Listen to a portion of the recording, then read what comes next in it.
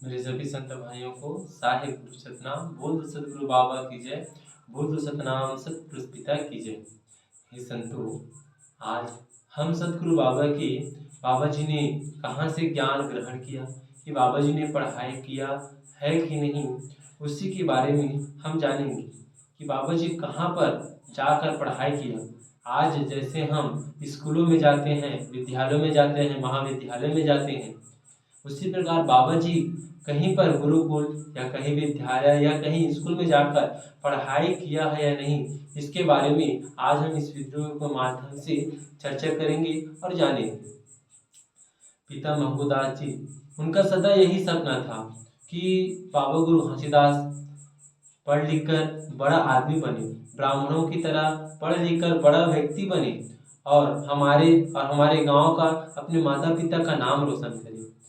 भैया, आप जैसे जानते हैं, हर माता पिता का यह सपना रहता है कि उसका पुत्र पढ़ लिख कर कोई बड़ा व्यक्ति बने, बड़ा आदमी बने, जैसे कलेक्टर, आईपीएस या कोई नौकरी करे।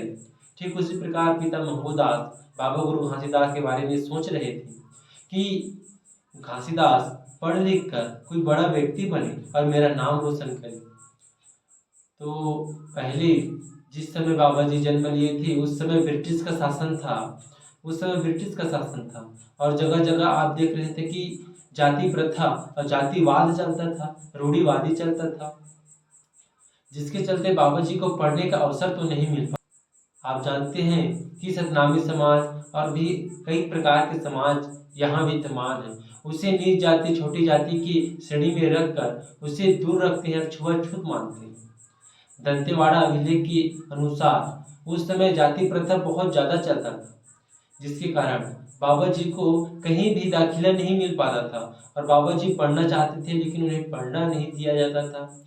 जैसे कि आप जानते हैं कि भीमराव अम्बेडकर भी, जिस समय भीमराव अम्बेडकर जन्म लिए थे, उस समय उसे भी पढ़ने लिखने का अधिकार नहीं दिया गया था। तो बाबा गुरु घासीदास इसी के कारण परेशान थे और पिता महमूदास का सपना अधूरा रह गया। तो बाबा जी ने कहाँ से ज्ञान प्राप्त किया? तो बाबा गुरु घासीदास अपने पूर्वजों द्वारा आध्यात्मिक ज्ञान, आयुर्वेदिक के बहुत बड़े ज्ञाता थे। बाबा गुरु घासीदास, पिता महमूदास लोग को अगर सर पर काट देता था, बिच्छू काट देता था, अन्य जीव काट देते थे, चाप देता था, तो उसे ठीक करने के लिए पिता महबूदास के पास और बाबा गुरु घासीदास के पास आते थे, क्योंकि बाबा गुरु घासीदास और पिता महबूदास उनके पूर्वज, उनके वंशज यही कार्य करते आ रहे हैं। आयुर्वेदिक के बहुत बड़े ज्ञाता थे। तो बाबा जी ने अपने पूर्वजों की इस आध्यात्मिक ज्ञान को, आयुर्वेदिक ज्ञान को लेकर और आत्मज्ञान को प्राप्त कर मानव समाज को सत संदेश, सत्य ज्ञान दिया। तो बाबा जी किसी भी स्कूल या कहीं भी विद्यालय में जाकर पढ़ाई कर ऐसे ज्ञान प्राप्त नहीं किया, क्योंकि मैंने पहले भी बताया है कि बाबा जी एक छोटे जाति से बिलाव करते थे। उस समय यही चलता था, जाति प्रथा के अभाव में लोग भटक कर मर रहे थे और लोग को खाने के लिए भोजन और अन्न प्राप्त नहीं हो रहा था। तो बाबा जी इसी कारण, अब इसी लिए पाठशाला या विद्यालय में जाकर पढ़ाई नहीं कर पाए और पिता महबूदास का स्वप्न अधूरा का अधूरा ही रह गया। तो आज बाबा जी ने मानव समाज को आत्मज्ञान प्राप्त कर मानव को यही सीख दिया कि मानव बिना गुरु के ज्ञान भी प्राप्त हो सकता है। जीवन में गुरु नहीं है, फिर भी आप बिना गुरु का ज्ञान को प्राप्त कर सकते हो। हाँ, बस फर्क इतना रहता है कि गुरु रहता है वह उसे आपको मार्गदर्शक करता है। अगर आपके पास गुरु नहीं है तो आप कहीं पर भटकोगे, गिरोगे, फिर उठोगे, फिर गिरोगे, लेकिन मंजिल तक अवश्य पहुंच जाओगे। जो गुरु से ज्ञान लेता है वह 2 दिन पहले पहुंच जाएगा। अब अगर आप गुरु से ज्ञान नहीं लेते हो, बिना गुरु का ज्ञान हो, तो आपको 2 दिन बाद आप उस मंजिल तक पहुंच सकते हो।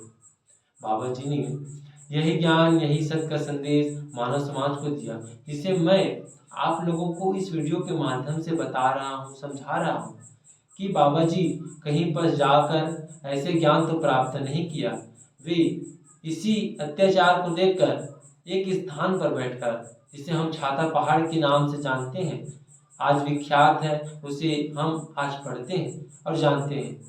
उसी के बारे में आज मैं आपको इस वीडियो के माध्यम से बताया हूँ कि बाबा जी कहाँ पर जाकर और क्यों और किस कारण से विद्यालय महाविद्यालय में बाबा जी को दाखिला नहीं मिला, एडमिशन नहीं मिला, उसे आज हम इस वीडियो के माध्यम से जानें और समझें कि बाबा जी को ज्ञान की प्राप्ति कहाँ से हुआ। साहेब गुरु सतनाम साहेब।